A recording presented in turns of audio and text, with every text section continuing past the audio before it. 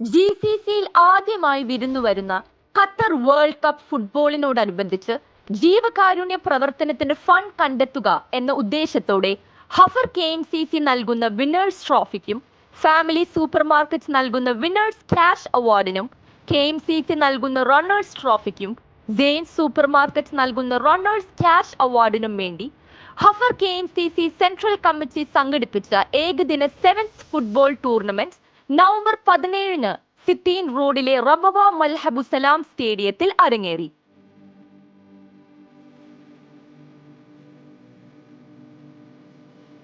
Dammam, Riyadh, ഹഫർ തുടങ്ങി സൗദിയിലെ വിവിധ സ്ഥലങ്ങളിലെ 8 പ്രൊഫഷണൽ ഫുട്ബോൾ ടീമുകൾ പങ്കെടുത്തു.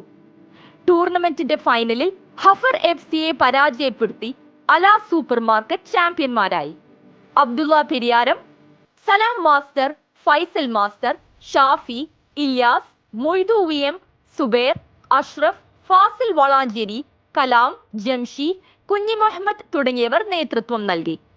ടൂർണമെന്റുമായി സഹകരിച്ച വ്യക്തികൾ, സ്ഥാപനങ്ങൾ, സംഘടനകൾ, പ്രതികൂല കാലാവസ്ഥയിലും ടൂർണമെന്റ് വീക്ഷിക്കാനെത്തിയ ആയിരക്കണക്കിന് ഫുട്ബോൾ പ്രേമികൾ, KMCC പ്രവർത്തകർ തുടങ്ങി ടൂർണമെന്റ് വമ്പിച്ച വിജയമാക്കിയ എല്ലാവരോടും കമ്മിറ്റി നന്ദി അറിയിച്ചു.